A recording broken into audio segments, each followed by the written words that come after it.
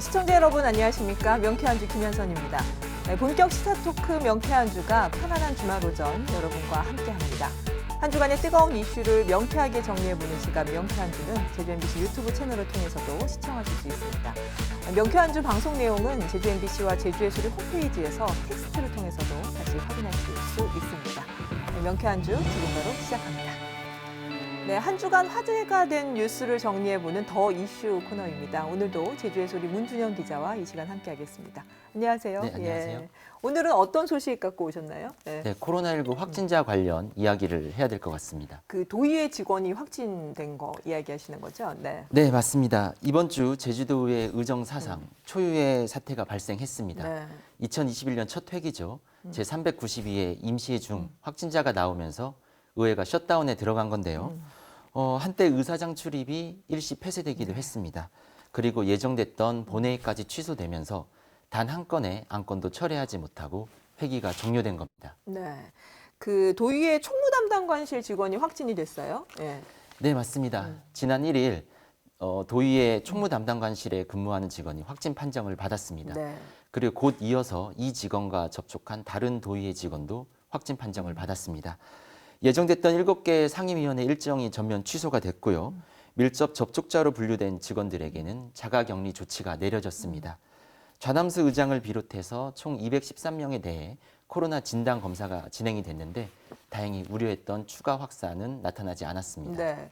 근데 이번 주에 이제 서귀포시 효돈 주민센터의 공무원도 사실은 확진이 됐는데 이 직원하고 그 의회 총무담당관실 직원하고 접촉을 했던 걸로 이야기가 되면서 사실 굉장히 긴장했었는데요. 예. 네, 맞습니다. 이 주민센터 소속 공직자가 네. 앞서 말씀드린 도의회 근무 확진자와의 만남을 가진 뒤 확진 판정을 받았습니다. 민원인을 많이 상대해야 하는 주민센터 공직자이기 때문에 네. 혹시나 감염세가 확산되지 않을까 우려가 많았는데요. 다행히 확인을 해보니 접촉 후 확진 판정을 받을 때까지의 시기가 주말과 3일절 공휴일이었기 때문에 아, 그렇군요. 주민센터 내에서 접촉자는 없던 것으로 나타났습니다. 네. 해당 주민센터 소속 공직자도 전원 음성 판정을 받았고요. 이 주민센터는 일시 폐쇄 뒤 방역 조치를 완료해서 다시 문을 열었습니다. 네. 그나마 다행이기는 하네요. 예. 근데 이제 그 이번 주에 그 각급 학교가 개학을 했잖아요. 네. 예. 그래서 사실은 긴장이 더 되고 있는데 방역에 있어서 예, 어떻습니까? 예. 네, 3월 2일 등교가 이루어졌습니다. 제주 지역 초중교 191개 교 중 155곳에서 4만여 명의 학생들이 등교를 한 건데요. 지난 설명절 기점으로 거리두기가 2단계에서 1.5단계로 완화되면서 가능해진 일입니다. 네. 간만에 이제 뭐 선생님 얼굴도 보고 친구들 보고 친구들 얼굴도 보고 해서 반갑기도 했겠고 그리고 지난해는 사실은 뭐 입학식도 뭐 새학년이 돼서 등교도 못한 상황이었기 때문에 이번 등교가 굉장히 반갑기는 합니다만 학교 현장에서는 좀 그 불안한 느낌들도 좀 있을 것 같아요. 실제로 봤더니 뭐 그 입학식에서 이제 뭐 거리 간격도 두고 뭐 이렇게 앉아 있는 모습들도 보이더라고요. 예. 네, 맞습니다. 학생들은 마스크를 쓰고 방역 절차를 거친 뒤에 교실로 들어설 수 있었는데요. 아이들은 오랜만에 학교에 가서 참 반가워했다는 얘기도 들리고요. 사실은 특히 학부모들이 반기는 입장입니다. 네. 사실 작년부터 코로나 국면이 지속되면서 한때 등교가 전면 중단되기도 했고요. 또 이어서 방학이 계속되면서 아이들과 집에서 지내는 시간이 늘었는데 사실 지금 자유로운 외부 활동이 쉽지 않기 때문에 어떻게 보면 그동안 공교육이 맡아왔던 학습과 돌봄의 역할을 가정 내에서 해결해야 되는 상황이었습니다. 그래서 많은 부담이 학부모들에게 전가가 됐던 것인데요. 또 경우에 따라서는 적절하게 돌봄이 이루어지지 않는 경우도 있었습니다. 그래서 아이들의 학교 생활이 어쨌든 가능해졌기 때문에 다소나마 이런 부담을 내려놓아 다행이라는 학부모 반응이 많았습니다. 모든 학생들이 등교하고 있는 거는 아니죠. 예. 네, 도내 초중고 학생 수가 전체 7만 9천여 명 정도인데요. 이번에 등교를 한 인원은 4만 1,000명 정도로 네. 52%에 해당하는 규모입니다. 전교생이 900명 이상인 초등학교 그리고 700명 이상인 중학교와 고등학교는 밀집도 3분의 2 수준을 유지해야 합니다. 여전히 완전한 정상 등교라고 보기는 어렵겠군요. 네. 네, 현재 학교 현장에서는 주 단위로 특정 학년만 등교하게 한다든지 혹은 특정 요일에 몇 개 학년이 등교하게 한다든지 이런 식으로 번갈아 가면서 인원수를 조정하고 있는데요. 여전히 3분의 1에 해당하는 인원은 등교를 못하고 비대면 원격 수업을 받아야 한다는 얘기입니다. 네. 이들 대형 학교의 학부모 중에서는 이 때문에 여전히 걱정이 크신 분들이 있습니다. 작년 12월 한때 등교가 전면 중단되던 시기와 비교하면 나아진 것이긴 하지만 여전히 완전히 정상화를 위해서는 갈 길이 많이 남아 있습니다. 네. 등교 수업이 계속 지속될 수 있으면 좋겠고, 예, 코로나가 빨리 종식이 돼서 마스크 벗고 아이들이 이야기도 나누고 운동장에서 뛰어놀고 이런 날이 빨리 왔으면 좋겠습니다. 다음 소식으로 넘어갈까요? 네. 네, 바로 말도 많고 탈도 많았던 제주 동물 테마파크 소식입니다. 네. 개발사업심의위원회가 열렸는데 부결이 됐어요. 네. 네, 맞습니다. 지난 3일 제주도 개발사업심의위원회가 제주 동물 테마파크 조성 사업에 대한 심의를 진행했는데요. 부결 결정을 내렸습니다. 각종 심의위원회 심의를 통과했지만 사실상 이날 마지막 심의 절차에서 부결되면서 사업이 좌초된 겁니다. 워낙 논란이 오랫동안 이어진 사업이다 보니까 저희도 이 시간에 몇 차례 소개를 한 적이 있기는 있습니다만, 예, 사업 내용 간단히만 좀 소개를 해주실까요? 예. 네, 제주 동물 테마파크 개발 사업은 대명그룹 자회사인 주식회사 제주 동물 테마파크가 제주시 조천읍 서늘일이 58만여 제곱미터 부지에 사업비 1,684억 원을 투입해서 사자, 호랑이, 불곰 등 맹수 관람 시설과 호텔, 글램핑장 등을 조성하는 사업입니다. 네. 이게 이제 뭐 조용한 중산간 마을에 맹수들을 데려와가지고 사업을 하겠다고 하면서 사실 찬반 논란이 이어지고 그러다 보니까 이제 마을 주민 간의 고소고발전이 이어지고 참 논란이 많았습니다. 예. 어떤 좀 갈등이나 이런 것들이 있었나요? 예. 네, 지금 조천읍 서늘일이는 람사르 습지 도시이자 네. 유네스코 세계 자연유산인 검은 오름이 있는 곳입니다. 난개발 논란이 끊이지 않았습니다. 처음에 사업 소식이 알려지자 제주도 중산간 지역에 열대맹수가 사는 동물원이 말이 되느냐라는 반발이 바로 나왔습니다. 이후 주민들 간의 폭로전이 이어졌고요. 네. 한때 찬반 측에서 각각 이장을 따로 뽑아서 한 마을에 2명의 이장이 나오는 상황까지 벌어졌습니다. 결국 작년 말 선거에서 반대 입장을 밝힌 현재 이장이 당선이 됐습니다. 네. 찬성 쪽에서는 반대 대책이 주민 일부를 명예훼손 등의 혐의로 고소를 했고요. 반대위원회 측에서는 배임수재, 업무상 횡령 등의 혐의로 전 이장과 찬성위원회 위원장을 검찰에 고발했습니다. 또 사업자 측에서는 마을 주민들에게 손해배상 청구 소송을 제기하기도 했습니다. 네. 이 사업에 대한 어떤 찬반 논란이 워낙 오래 지속된 데다가 지난해 말에 이제 원지사가 송악선언, 개발 사업에 대한 어떤 입장을 밝히는 송악선언을 한 이후에 동물 테마파크 사업이 좌초되지 않을까 이런 예상들이 있기는 있었어요. 그렇죠? 예. 네. 작년 10월 25일입니다. 원희룡 도지사가 제주 난개발 우려에 마침표를 찍겠다며 송악 선언을 발표했고요. 곧이어 다음 달 15일 동물 테마파크 조성 사업에 대한 승인이 힘들다는 입장을 밝혔습니다. 당시 지역 주민과 람사르 습지위원회와의 진정성 있는 협의 없이는 사업 변경을 승인할 수 없다. 이렇게 입장을 밝혔습니다. 이 사업자의 모기업이라고 할 수 있나요? 그쪽에서도 사실은 이 사업에 대해서 우리도 원하지 않는다. 뭐 이런 입장을 중간에 내놓으면서 사실은 좀 그 부분과 관련된 이야기들도 좀 있었어요. 예. 네, 사실 이 사업이 대명그룹이 모기업이고 자회사인 주식회사 제주동물 테마파크가 진행하는 것으로 알려지지 않았습니까? 그런데 작년 말 이 모기업인 대명그룹이 이 테마파크 사업을 반대하고 자금 지원을 중단한다는 입장을 밝혔습니다. 심지어 사업에 반대하는 내용이 담긴 입장문을 제주도에 전달하고 대여금 회수 절차에도 나섰습니다. 점점 사업이 불투명해졌던 건데요. 동물 테마파크 대표이사인 서경선 씨는 박춘희 대명그룹 회장의 장녀입니다. 상황이 이렇게 되자 그룹 내부에서 제주동물 테마파크 사업 추진을 놓고 갈등이 있는 것 같다는 분석이 나왔지만 네. 정확한 내부 사정은 알려지지 않았습니다. 서 대표는 지난 3일 직접 도청을 찾아 개발심의위원회에 참석도 했지만 결국 부결을 막지는 못했습니다. 자, 그러면 심의위원회에서 부결한 진짜 이유는 어떤 겁니까? 예. 네, 심의위원회는 맹수를 제주에 들여오는 이 사업이 지역과의 공존, 미래 비전 가치 실현에 적합한지 의문을 제기했습니다. 그리고 자본금 확보 계획, 주민과의 진정성 있는 대화 모두 부족했다고 판단을 내렸습니다. 이 사업이 왜 당초에는 이제 뭐 돼지, 말 뭐 이런 거 키우는 사업에서 이제 갑자기 이제 사파리를 운영하는 걸로 바뀌었잖아요. 그래서 이 개발사업심의위원회에서 부결이 되면서 그 전 사업 계획으로는 사실은 사업이 진행될 수는 있지만 사파리 사업을 계속 할 수는 없는 거고 사업 기간이 이제 올해 말이다 보니까 사실상 이제 사업이 무산되는 거 아니냐 이렇게 지금 보고 있는 건데 사업 부분이 이제 일단락 된다 하더라도 이제 지금 뭐 마을 간의 어떤 갈등이나 이런 것들이 워낙 심하기 때문에 과제들이 좀 있을 것 같습니다. 예. 네, 이번 사업으로 선월 1위가 사실 많은 내상을 입었습니다. 지금도 소송 전들이 진행 중입니다. 제발 마을 공동체가 이런 식으로 파괴되는 일이 없었으면 하는 바람인데요.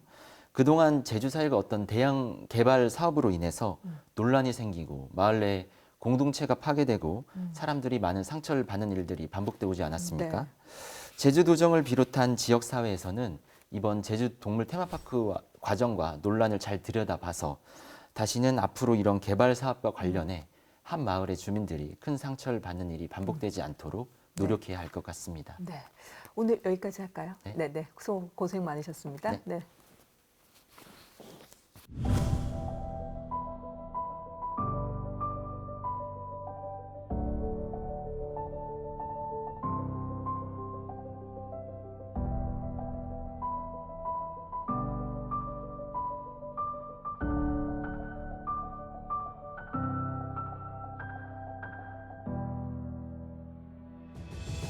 제주 4.3 사건 진상규명 및 희생자 명예 회복에 관한 특별법안 대안은 표결 없이 의결하고자 합니다. 가결되었습니다.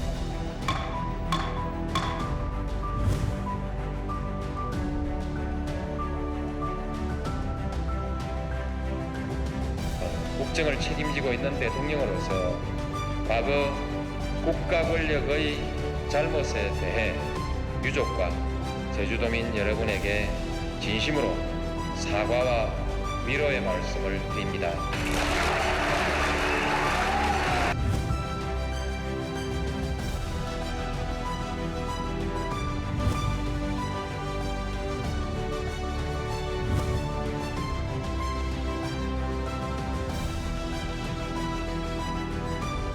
비극은 길었고 바람만 불어도 눈물이 날 만큼 아픔은 깊었지만 유채꽃처럼 만발하게 제주의 봄은 피어날 것입니다.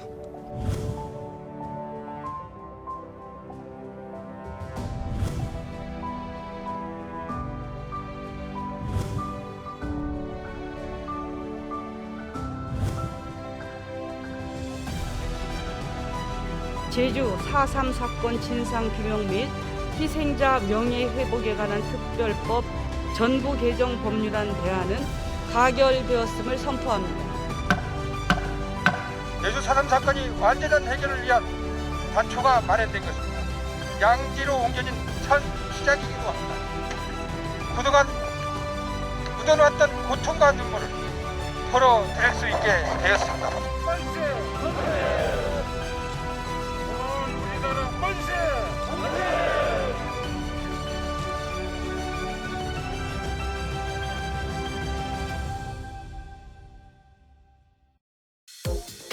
네, 오늘 이슈 토크는 조금 특별한 시간으로 마련했습니다. 최근 4.3 특별법 개정안이 국회를 통과했죠. 4.3 특별법 개정을 주도한 분이십니다. 더불어민주당 오영훈 국회의원과 이야기 나눈 시간 갖도록 하겠습니다. 안녕하십니까? 네, 안녕하십니까? 네, 바쁘신데 시간 내주셔서 감사합니다. 네, 감사합니다. 원님, 이제 그 2000년에 저희가 4.3 특별법이 제정이 됐죠. 통과됐죠. 예, 그리고 예. 이제 21년이 지나서 네. 이제 전부 개정안이 국회를 네. 통과를 했는데 네. 본회의에서 의결 앞두고 이제 법안 제안 설명하셨잖아요. 네, 맞습니다. 그때 약간 감회가 남다르지 않았을까 생각이 듭니다만. 네. 좀 울컥하기도 했는데요. 아, 그러셨어요? 네. 제가 저희 학교 총학생회장 시절부터 4.3 문제 해결에 좀 네, 그러셨죠. 네. 진척을 해왔는데 당시에는 이제 4.3 국회 특위 설치 요구 청원 운동을 했었고 그리고 99년 특별법 제정 운동 그리고 20대 국회에서 대표 발의했지만 폐기됐던 네. 아픔을 겪었고 그리고 나서 21대 우여곡절 끝에 통과 또 저의 가정 사이기도 하지만 저도 이제 4.3의 유족이기 때문에 네. 또 작년에 할머니께서 돌아가시는 또 그런 상황도 있어서 그동안의 과정들이 주마등처럼 스쳐나가는 만감이 교차하는 네. 순간이었습니다.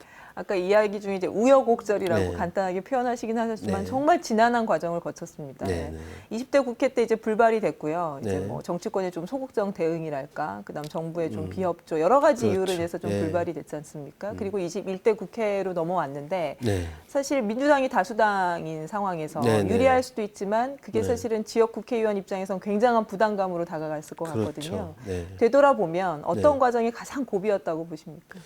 뭐 크게 두 가지인데요. 첫 번째는 20대 국회에서 처리되지 않았던 가장 큰 이유 중에 하나는 정부의 동의를 얻어내지 못했다는 거죠. 특히 재정당국의 동의를 얻지 못했다는 것인데 그 재정당국의 동의를 얻는 과정이 가장 힘들었던 상황이었습니다. 그것은 다행히 고위당정청 회의를 통해서 이낙연 더불어민주당 대표 등이 크게 힘을 실어주는 상황이 되었기 때문에 재정당국의 입장을 바꾸게 할 수 있었다. 물론 그 과정에서 재정당국을 설득하기 위한 네. 다양한 방식의 기술적인 접근들이 있었다는 점 말씀드리고요. 저는 결과적으로 재정당국의 동의가 있었기 때문에 가능한 것이고 또 법무부의 동의도 필요했었습니다. 그다음에 중요한 것은 여야 합의 처리를 위해서 부단히 노력해왔던 네. 게 저는 주요했다라고 좀 생각이 듭니다.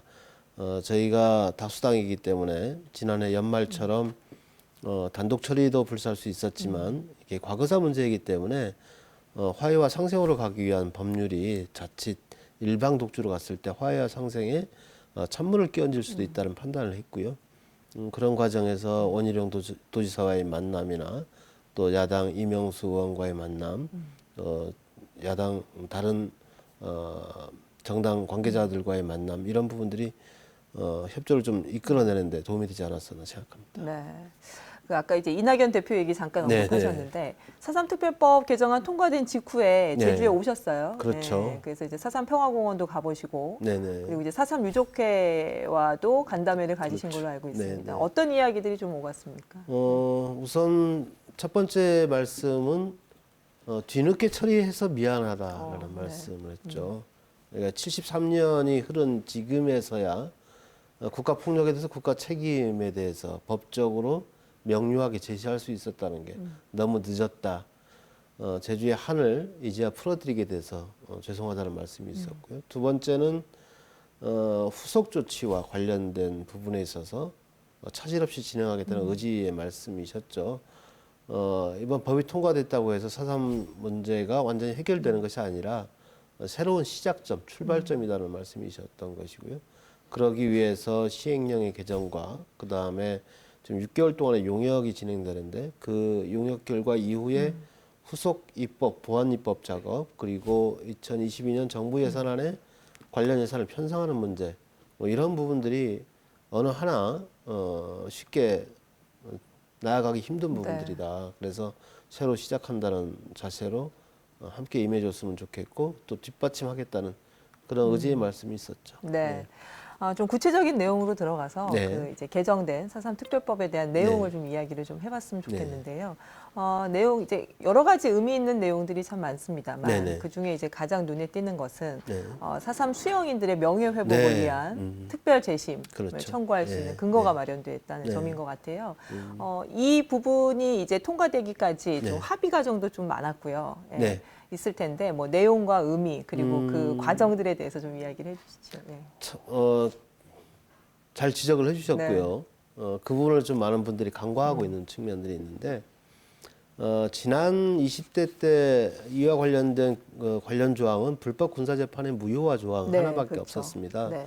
근데 이번에 제가 준비하면서는 일반 재판에 관련돼서도 언급이 돼 있었고요. 그리고 전과 기록의 삭제라든가 당시 행방불명됐던 군사재판이든 일반 재판이든 간에 행방불명됐던 수용인들에 대한 명예회복 조치가 가장 중요하다고 생각을 했고 많은 분들의 우려도 있었습니다. 네. 이것 때문에 혹시 배보상 문제에 차질이 빚어지지 않을까 하는 걱정을 하셨던 분이 있을 정도로 상당히 어려운 부분이었다라고 좀 생각들을 많이 하셨죠.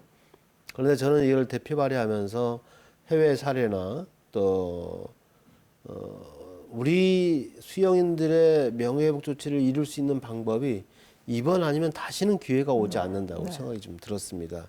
아무리 대한민국이 희생자로 인정하고 배보상을 한다 할지라도 법적으로 여전히 수용인에 머물러 있다면 그거는 자손된 입장에서는 받아들이기 어려운 부분이었기 때문에 법무부와 행안부와 함께 상당히 그 현실적으로 문제를 해결할 수 있는 방법에 대해서 여러 차례 논의를 했고요. 석 달에 거친 논의 끝에 법무부의 입장을 많이 바꾸게 할 수 있었습니다. 그래서 실제 대안을 제시한 것은 추미애 장관 시절에 네. 법무부가 이 문제에 대한 실제적인 접근을 할 수 있는 안을 내놓았죠. 크게 두 가지인데요. 군사재판에 대해서는 군사재판 연루자에 대해서는 일괄해서 직권 재심을 할 수 있도록 즉 유족이 없는 희생자도 있지 않습니까? 그렇죠. 그분들도 명예회복이 가능할 수 있도록 일괄 직권 재심이라는 절차를 도입했다는 것, 대한민국 사법부 역사상 저는 네. 진짜 큰 진전이다 이렇게 말씀드리고 싶고요. 일반 재판의 경우에도 많은 분들이 힘들 것이라도 얘기했지만 특별 재심할 수 있는 근거 기준을 둠으로 인해서 명예회복 실질적인 명예회복을 이룰 수 있는 그런 제도적 근거를 마련했다는 점에서 매우 큰 의미가 있다고 생각합니다. 네. 아무튼 정부 법무부가 사실은 불법 군사재판 무효화에 대한 난색들을 많이 표했었는데 그렇죠. 여러 가지 토론 과정에서 묘수를 찾아낸 걸로 보이겠고요. 그리고 이 특별재심과 관련해서 앞으로 이제 세부적인 어떤 추진 계획이라든지 이런 부분들이 좀 마련돼야 되는 거 아니냐, 뭐 이런 이야기를 하시는 분들도 있습니다. 네, 우선 뭐 이 법은 통과됐지만 아마 3개월의 유예 기간을 거쳐서 3개월 후에 시행되게 되는데요. 그런 과정에서 구체적인 시행령 마련 작업이 진행이 될 겁니다. 그리고 4.3위원회가 법무부에게 이제 권고하도록 되어 있기 때문에 그런 절차를 어떻게 신속하게 밟을 것인지 고민이 돼야 될 겁니다. 관할 지방법원은 제주지방법원으로 네. 하게 돼 있고 그렇게 되면 법무부가 아마 제주지검으로 하여금 일괄 직권 재심할 수 있는 조치를 취하지 않을까 생각합니다. 그런 과정이 원활하게 진행될 수 있도록 행정안전부와 법무부와 그리고 유족회와 협의를 하는 작업을 진행해야 될 것으로 보입니다. 네. 또 하나 가장 이제 핵심적인 이번 그 개정된 4.3 특별법의 네. 하나가 이제 배보상 문제 아니겠습니까? 그렇죠. 네. 여러 과정을 거치면서 이제 네. 위자료 지급을 네. 명문화하는 네. 그렇게 이제 결론이 났는데요. 네. 이와 관련해서도 좀 이야기를 해주시죠. 네, 뭐 위자료라는 표현 때문에 거부감을 가지시는 분들도 계셨고요. 미흡하다 이렇게 평가하는 분들도 계셨습니다. 그런데 당초에 저희들이 이 문제에 대해서 접근할 때 정부를 설득하기 위해서 배보상 근거 규정을 넣어야 된다고 얘기를 했지만 기획재정부가 난색을 표명했던 것이고요. 그래서 배보상이라는 단어 자체는 물론이고 그냥 특별한 지원을 강구해야 한다. 특별한 지원이라고만 표현을 하려고 했었죠. 그런데 그 특별한 지원이라는 것이 어떠한 법률적 용어가 되지 못하기 때문에 저희들로서는 저희 의원실에서 새로운 안을 제시하겠다고 해서 제시했던 게 법률적 용어에서 배보상을 의미하는 위자료의 지급이라는 이런 단어 아이디어를 낸 것이죠. 그것을 행안부와 또 기획재정부가 받아하는 것이고 그렇게 돼서 배보상의 성격을 담은 위자료라는 표현으로 합의를 할 수가 있었던 것인데요. 지금 이것은 정해진 것이 아니라 지금 현재 법률안은 정해져 있지만 6개월 동안 시행되는 용역 과정이 끝나게 되면 용역에서 그 용어를 무엇으로 할 것인지 즉 배상으로 할 것인지 보상으로 할 것인지 아니면 위자료로 할 것인지 위로금으로 할 것인지를 결정하게 됩니다. 제가 볼 때는 배상의 성격을 뛰어넘기는 어려울 거라고 봅니다. 배상의 성격을 담을 수밖에 없다. 그것은 최근 국무회의에서 문재인 대통령께서 배상 보상이라는 표현을 명확하게 썼기 때문에 그 범주를 벗어나기는 어려울 거다. 그래서 크게 걱정하지 않으셔도 된다는 점 말씀드리고 싶고요. 6개월의 용역이 끝나게 되면 그 용어가 명확해지고 그다음에 지급 기준과 금액, 그다음에 지급 방법 이런 부분들이 제시가 됩니다. 그럼 그 제시된 내용을 다시 특별법 개정을 통해서 명문화시키게 되는 거죠. 그리고 나서 2022년도부터 배보상금을 지급할 수 있는 여건이 마련되지 않겠나 보는 거죠.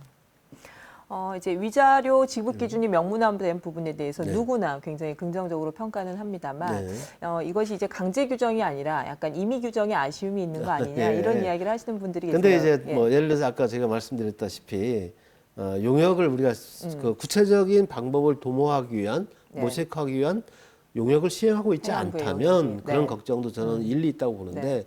이미 우리는 2월 10일에 계약을 해서 용역에 착수한 상태입니다. 네. 제가 또 과학주지서도 다 확인을 했고 그런 해외 국내외 사례를 분석하면 물론 모든 대안을 마련하기로 되어 있는 것을 확인했기 때문에 그에 걱정하지 않으셔도 된다고 보고요. 중간 용역 결과의 발표 과정 그리고 또 용역 수행 과정에서 또 유족분들과의 협의 절차도 저는 되어 있어야 한다고 제가 주장을 했기 때문에 그런 과정도 밟게 될 겁니다. 크게 걱정하지 않으셔도 된다. 네.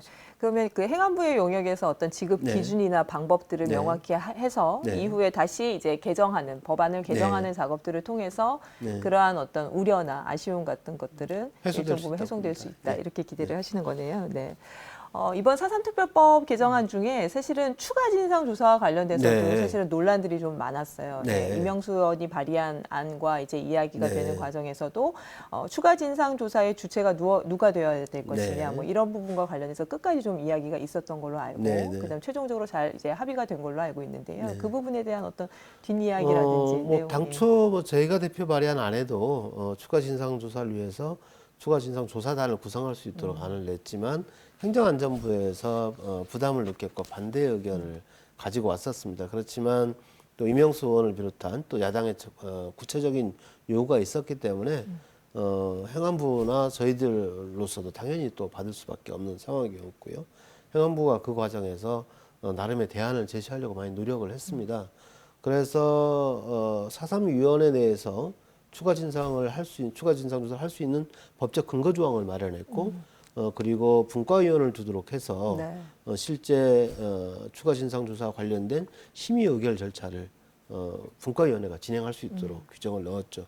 다만 실무기구로서 실무 조사의 주체를 어떻게 할 것이냐 문제에서 새로운 조사단을 구성해야 된다는 의견도 있었지만 지금 평화재단이 그 역할을 해왔기 때문에 그 역할을 할 수 있도록 하고 필요하다면 인력과 재정을 충분히 지원하는 것을 전제로 해서 그런 평화재단에게 실무적인 역할을 맡기자. 다만 심의 의결에 대한 권한은 중앙위원회 그리고 네. 분과위원회에 둔다라고 했기 때문에 국가가 책임 있게 진상조사를 하는 것으로 우리가 이해할 수 있는 거죠. 예전에 뭐 평화재단이 추가 진상조사를 해서 보고서를 냈지만 보고서의 성격이 국가보고서도 아니고 그건 재단 보고서 어떤 의미가 있냐 이런 문제제기가 많이 있었지 않습니까? 그런 부분 이제는 때문에 사실 그 네. 보고서 발간하게 되면 위원회에서 심의 의결을 하는 것이기 때문에 국가 차원의 의결의 성격을 갖는 거고 그것을 다시 국회에 보고하도록 하는 절차까지 넣었기 때문에 추가 진상조사를 할 수 있는 여건은 마련됐다고 보여지고요. 다만 앞으로 어떠한 부분에 추가 진상조사를 더 우리가 중점적으로 해야 될 것인지 고민할 필요가 있다고 봅니다. 저는 개인적으로는 지금 서산평화공원에 이렇게 세우지 못한 백비를 이렇게 세워야 한다고 생각을 하고요. 그러기 위해서는 그 당시 이제 미군정 상황에서 발생했던 사건이기 때문에 그와 관련된 미국 문서에 대한 자료 확보가 어느 때보다 시급한 상황이 됐다라고 생각합니다. 그런 과정을 통해서 미국에 대한 책임을 어떻게 물어나갈 것인지 뭐 이런 부분도 저는 4.3 운동에 있어서 또 4.3의 완전한 해결에 있어서 중요한 과제로 부각되고 있지 않나 봅니다.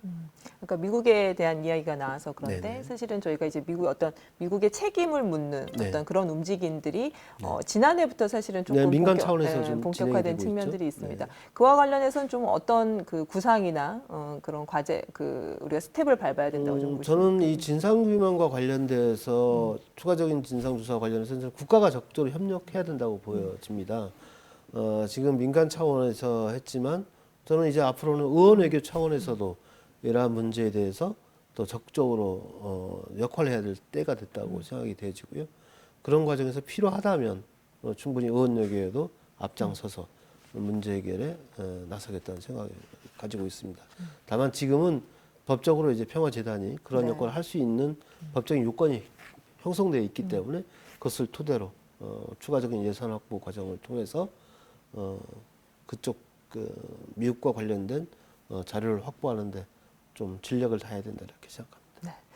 그 개정된 타삼 특별법 내용으로 다시 돌아가서요. 지금 얘기하고 있는 뭐 배보상 문제, 뭐 진상조사 문제, 그 뭐 수영인들의 문제 이외에 행불인에 대한 어떤 실종 선고를 할 수 있는 근거가 마련됐다든지 여러 가지 좀 의미 있는 조항들이 있습니다. 이제 의원님께서 특별히 좀 소개를 하고 싶은 뭐 한두 가지의 조항이 있다면 어떤 것들이 있을까요? 예. 실종 선고 특례 조항이죠. 이제 그 행불인들 같은 경우에 이제 사망 사망 신고 절차가 누락됐던 부분들이 있기 때문에 만약에 우리가 이제 유족분들에게 배보상금을 또 지급해야 되는 또 새로운 또 절차가 법적인 절차가 필요한데 그런 법적인 절차를 간소화하는 방법들이 필요한 것이죠. 그래서 실종 선고의 특례 조항을 둬서 간소화할 수 있는 절차를 뒀고요.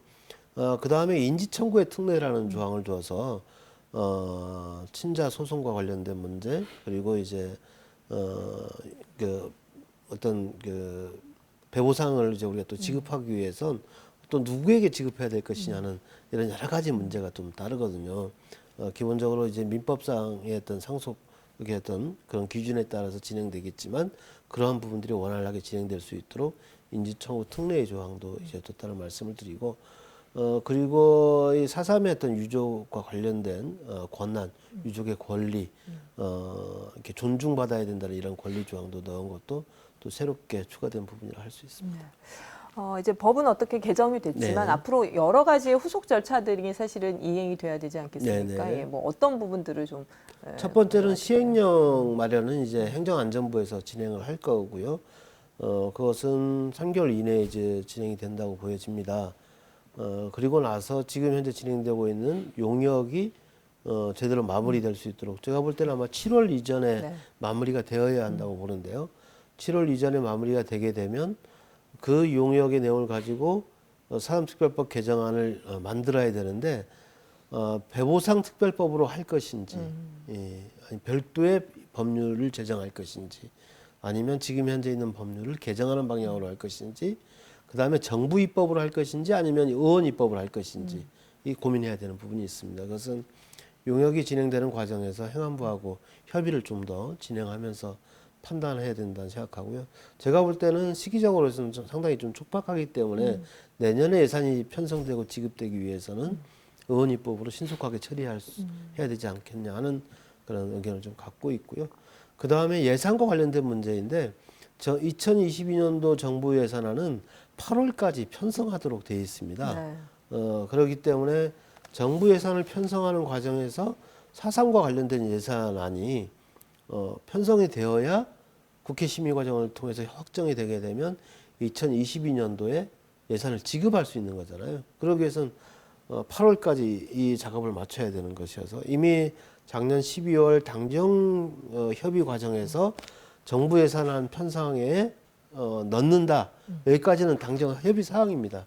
근데 그게 꼭 반영될 수 있도록 정치적인 뒷받침을 제대로 해야 된다. 그게 가장 중요하다고 봅니다. 네.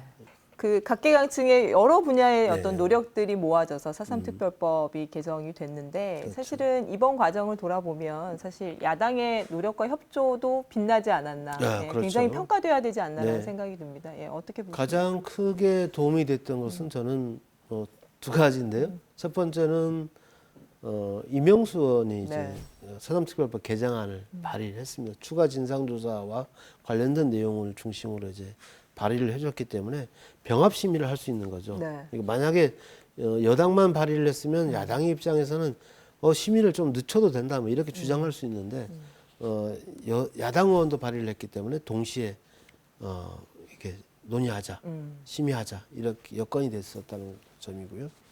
그 다음에 여당의 발의 아래 야당 의원이 참여한 첫 번째 사례가 됐죠. 4.3과 관련해서는 황보승 의원, 부산 영도가 지역구이신 분인데요. 이분이 이제 제가 대표 발의한 4.3 특별법 전부 개정안에 서명을 해주셨어요.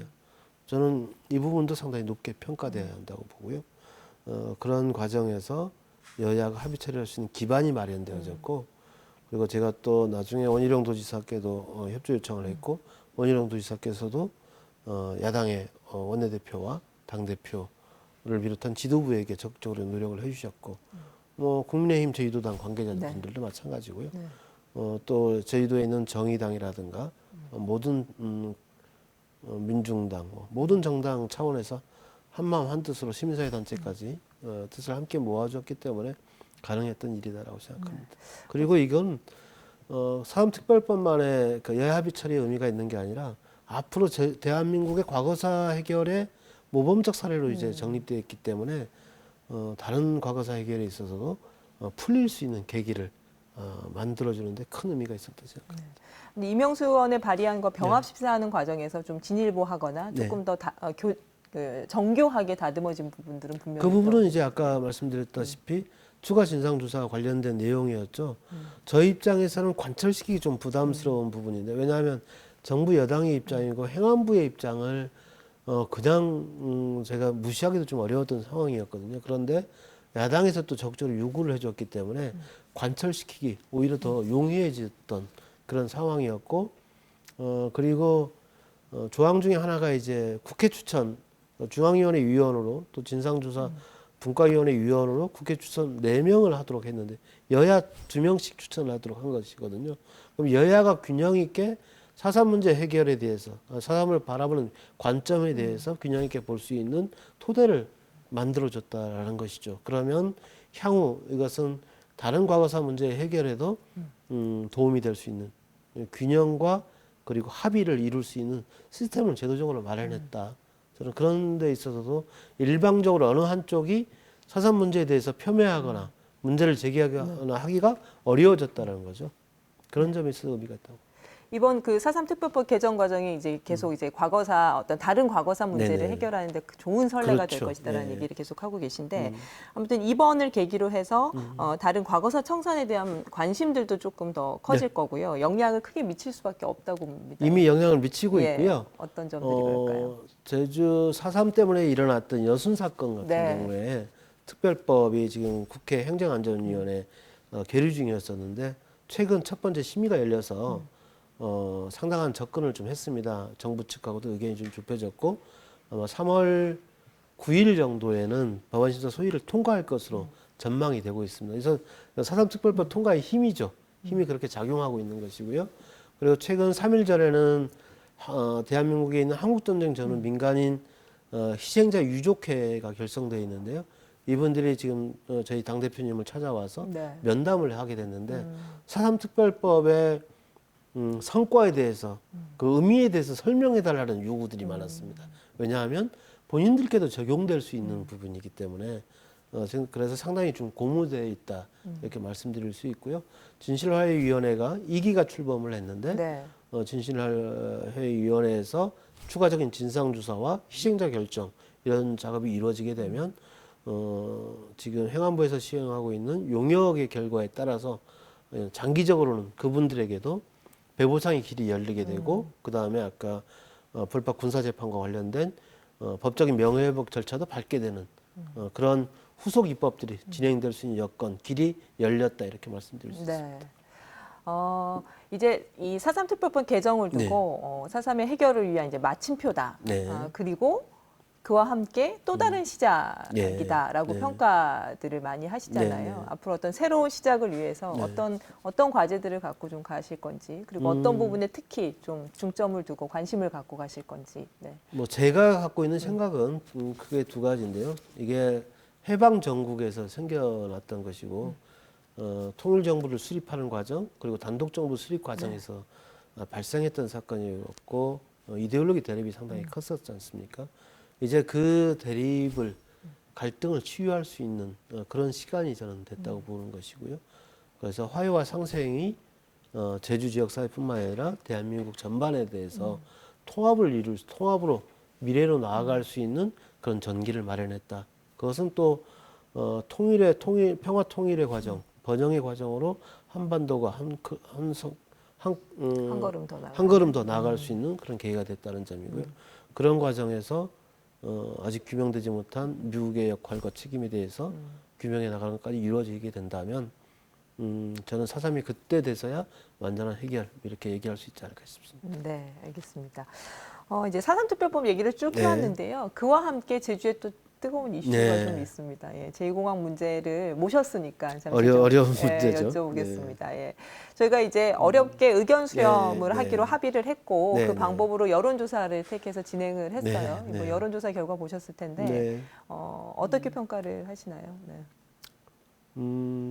어쨌든 저는 결과가 어떻게 나왔든지 간에 제주도와 그리고 제주도의회 갈등 해소 특위가 여러 차례 협의를 통해서 합의를 해서 진행한 것이니만큼 저는 결과에 대해서 존중돼야 한다 생각합니다. 물론 그렇지만 그 과정에서 이게 명료하게 나타나지 않았을 경우에 어떻게 대처할 것인지에 대한 대비가 좀 부족했던 게 있었던 것 같습니다. 그렇기 때문에 지금 현재 갈등이 진정되지 않는 상황으로 가고 있는 거 아닌가 하는 평가가 있는 것 같고요. 그 다음엔 또 우리가 지금까지 드러나지 않았던 동서 갈등, 이 네. 제주도에 있어서의 동서 갈등, 새로운 양상이 나타났다는 것을 확인했기 때문에 남북 갈등에서 동서 갈등, 이 문제를 또 앞으로 어떻게 치유할 것이냐에 대한 문제가 드러났다고 볼 수 있죠. 상당히 어려운 과정이 될 수 있을 겁니다만 저는 뭐 능히 극복해 나갈 수 있다고 봅니다. 그런 과정에서 함께 지혜를 모았으면 좋겠습니다. 아까 이제 여론조사 결과 이후에 네. 대비책이 조금 허술했다, 네, 뭐 네. 이런 이야기를 하셨는데 실질적으로 결과가 발표된 이후에 네. 어떤 찬반 논란이 일시적으로 더 뜨거워지는 듯한 네, 네. 느낌을 받기는 합니다. 그래서 그게 이제 정치권의 반응도 그런 네. 맥락이 이어지고 있는데요. 네, 네. 이낙연 대표가 이제 여론조사 결과를 놓고 지난번 제주를 방문했을 때 이제 해석의 여지는 좀 있지만 도민 뜻은 존중돼야 한다라고 네, 네. 이야기를 하셨어요. 어떤 의미로 좀 받아들여야 될까요? 어려운 답변이었죠. 어려운 답변이었는데 기관이 합의해서 그리고 정부 부처의 동의하에 이루어진 조사 결과였기 때문에 있는 그대로 그 결과를 존중해야 된다는 뜻일 겁니다. 그것은 다소 반대가 높게 나왔던 제2공항에 대한 반대 여론, 그리고 또 해당 지역 주민들의 또 찬성 여론, 이런 부분들은 어떤 방식으로 의견이 수렴돼야 할 것인가에 대한 고민은 남아 있지만 일단 현상적으로 나타난 것은 분명하다라는 점이 있고요. 그 해석을 하는 데 있어서 해석의 주체 두 군데가 있을 수 있다고 봅니다. 네. 첫 번째는 제주도 당국이죠. 네. 지방 행정기관, 지방 정부의 입장이 가장 중요한 거예요. 지금 이 의견을 수렴하는 것도 지방 정부의 의견을 듣기 위한 과정으로서 필요했던 것이죠. 우리가 주민투표법상에 이제 주민투표를 통해서 의견을 묻듯이 그와 똑같은 효력을 갖지 못하지만 어쨌든 지방 정부가 선택한 의견 수렴의 방식이었기 때문에 이것을 해석할 책임은 저는 1차적으로는 전 제주도에 있다고 생각을 합니다. 그 다음에 그러한 명료하지 못했을 때 저는 또 국토교통부 해당 부처인 국토교통부가 판단해야 될 문제라고 보여지고요. 그런 국토교통부가 여러 가지 행정 시스템과 법률 시스템에 의거해서 결정을 내려야 할 시점이 되지 않았나 생각합니다. 국토부와 제주도의 어떤 그 입장의 이야기를 하기 전에 아까 이제 이낙연 대표가 그런 발언을 네네. 했고 하면서 이제 국민의힘 제주도 당국에서는 네네. 그러면 제2공항을 무효화하라는 이야기인가 라면서 이제 계속 비판 성명을 내놓고 있어요. 예. 그런 어떤 국민의힘의 입장이라든지 제주도당의 그 성명 또 입장 전혀 이해할 바가 못 되는 건 아니지만 저는 옳지는 않다고 봅니다. 왜냐하면 제주도와 제주도의회가 어쨌든 도민을 대변하는 기관들이지 않습니까? 그 기관에서 합의한 내용 자체에 대해서 무시해 버리는 거죠. 갈등을 해소하기 위해서 합의한 절차와 결과에 대해서 무시하는 듯한 정치적 행위로 일방적으로 비판하고 있는 것은 저는 갈등 해소에 도움이 되지 않는다고 보고요. 그리고 국민의힘이 먼저 요구해야 될 것은 어쨌든 제주도에 있어서는 여당이 국민의힘이죠. 소속 도지사를 갖고 있기 때문에 국민의힘이 판단을 우선 도지사님과 먼저 해보는 게 중요하다라고 봅니다. 현재 이 갈등 상황을 어떻게 극복해 나갈 것인지 먼저 판단을 하고 그리고 정치적 행위를 하는 것은 저는 그 다음이라고 생각이 되기 때문에 정치적 행위에 매몰되지 말고 갈등을 해소할 수 있는 판단을 우선 당 차원에서라도 좀 노력을 기울여줬으면 좋겠다라고 생각이 들고요. 물론 저를 비롯한 정치인들에게 아니면 또 여당에게 또 요구할 수 있는 부분도 있다고 봅니다. 그 부분은 저는 지방정부와 또 해당 부처인 국토교통부가 결정해 나가는 과정에서 만약에 계속 결정이 미뤄진다거나 결정을 못 한다거나 뭐 그렇게 되면 정치의 역할이 필요하겠죠. 그렇지만 그러한 결정이 나오기 전까지 어떤 선호도에 대한 입장을 함부로 얘기하는 것은 맞지 않을 수 있겠다 생각을 합니다. 그 정치의 역할이라는 것이 어떤 네. 뚜렷한 어떤 입장을 표명하는 것을 이야기하시는 겁니까? 네, 그렇죠. 근데 지금 당장 그게 뚜렷한 입장을 표명하는 것이 갈등 해소에 도움이 되지 않을 수도 있기 때문에 그리고 향후의 갈등을 조정하는 데도 도움이 되지 않을 수도 있기 때문에 오히려 좀 더 신중할 필요가 있다 이렇게 생각합니다. 하지만 일각에서는 사실 그 지역 국회의원들이 네. 제2공항에 대한 명확한 입장이 무엇이냐, 왜 그런 것들을 밝히지 않느냐라는 이야기들을 계속 해온 부분들이 있었고요. 네, 그런 측면 뭐 이해가 가죠. 근데 이미 저는 20대 국회에서부터 아마 2019년으로 기억하는데요. 당정 협의 사항이 이제 도민 의견 수렴을 통해서 의견이 모아지게 되면 그걸 정책 결정에 충실히 반영한다. 이런 당정 합의를 제가 이끌었던 당사자인데요. 그 합의를 이끌었던 흐름에서 지금 최근에 여론조사까지 이어진 겁니다. 물론 저는 개인적으로 주민투표라는 방식을 더 선호한다고 말씀을 드렸습니다만 이야기를 하신 적이 어쨌든 있죠. 결정된 거잖아요. 결정됐으면 그 뜻을 존중하기로 했으면 우선 존중하는 것이 저는 맞다고 보여집니다. 물론 저라고 개인적 입장이 없겠습니까? 그렇지만 그 개인적 입장을 먼저 이야기하는 것이 이 상황을 정리하는데 당장은 도움이 되지 않을 수 있다는 판단을 하고 있기 때문에 말씀드리는 것이고요. 만약에 국토교통부가 결정을 하거나 지방정부가 결정하게 되면 그 다음엔 또 제가 갈등을 최소화시킬 수 있는 방안을 제시한다거나 예를 들어서 지금 여러 가지 안이 있을 수 있다고 봅니다. 네.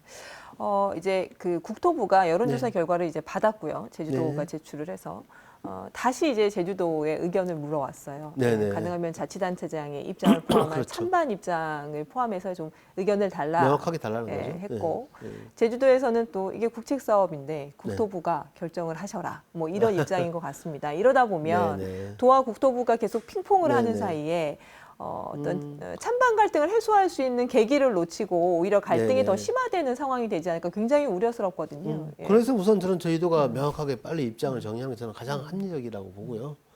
어떠한 의견을 정리를 내든지 간에 그게 늦어진다면 저는 국토교통부가 해야 된다고 봅니다. 물론 국토교통부가 여론조사 결과나 아니면 또 저희도의 입장만을 고려해서는 안 되고요. 지금 전략환경영향평가가 환경부에서 2차례 보완 요구가 있었기 때문에 그 보완 요구 사항들이 정책 결정 과정에 아마 중요하게 또 영향을 미칠 겁니다. 그러한 사항들을 종합적으로 고려해서 결정을 해 나가야 된다고 보고요. 그런 프로세스가 제대로 빨리 작동될 수 있도록 역할은 좀 하겠다는 말씀드립니다. 차기 도지사 선거의 출마와 관련된 계획을 여쭤봤던 것 같고, 네. 예, 그때 이제 의원님께서 아직은 고려하지 않고 있다, 뭐 이렇게 대답을 하셨는데, 그 입장은 아직 여전히 가지신 아직은 건가요? 고려하고 있지는 않고요. 지금 현재 당대표 비서실장을 맡고 있고 최근에 이제 당의 4.7 재보궐선거 네. 이제 선거대책위원회가 구성됐는데요. 당대표 임기가 이제 3월 9일까지 해서 다 끝나는 줄 알았는데 이제 3월 8일부터 이제 선대위 체제로 전환이 되면서 제가 또 상임 선대위원장 비서실장을 또 맡게 아유, 또 돼가지고요. 바쁘게 다니셨네요. 또 그런 또 당직을 또 맡고 있기 때문에 당직에 충실하는 것이 맞다고 보여지고 저는 또 개인적으로 이낙연 당대표가 더불어민주당의 좀 대통령 후보로 역할을 했으면 하는 또 마음을 갖고 있기 때문에 당분간은 그러한 부분에 집중해야 된다고 생각합니다. 지역 현안에 대한 관심도 계속 네, 가져주시기 바라고 그렇죠. 마지막으로 도민 여러분께 뭐 하시고 네. 싶은 말씀 하실 수 있게 기회 드리도록 네. 하겠습니다. 네. 존경하는 도민 여러분, 지난 총선에서 저에게 도민 여러분께서 주신 명령은 사담특별법 반드시 개정하라였습니다. 그 명령에 부응할 수 있게 돼서 매우 다행스럽게 생각합니다. 아직 다 끝나진 않았지만 이제 새로운 출발하고 있습니다. 올해 내로 4.3 배보상과 관련된 그리고 법적인 명예회복과 관련된 이런 조치들이 실제적으로 좀 마무리돼서 4.3 유족분들과 저희 도민 여러분들께 진짜 명예가 회복됐구나, 그리고 진짜 4.3이 해결됐구나 하는 그런 마음이 들 수 있도록 더 최선을 다하도록 하겠습니다. 그리고 제주 현안 문제 해결에도 더 진정성 있는 모습으로 여러분들 곁으로 다가서서 해결해 나가도록 노력하겠습니다. 감사합니다. 네. 네, 오늘 이 시간 어떻게 보셨나요? 예, 편안한 토요일 오전에 함께한 명쾌한 주, 다음 주에도 유쾌한 시사 토크로 찾아오겠습니다. 저는 다음 시간에 뵙겠습니다. 고맙습니다.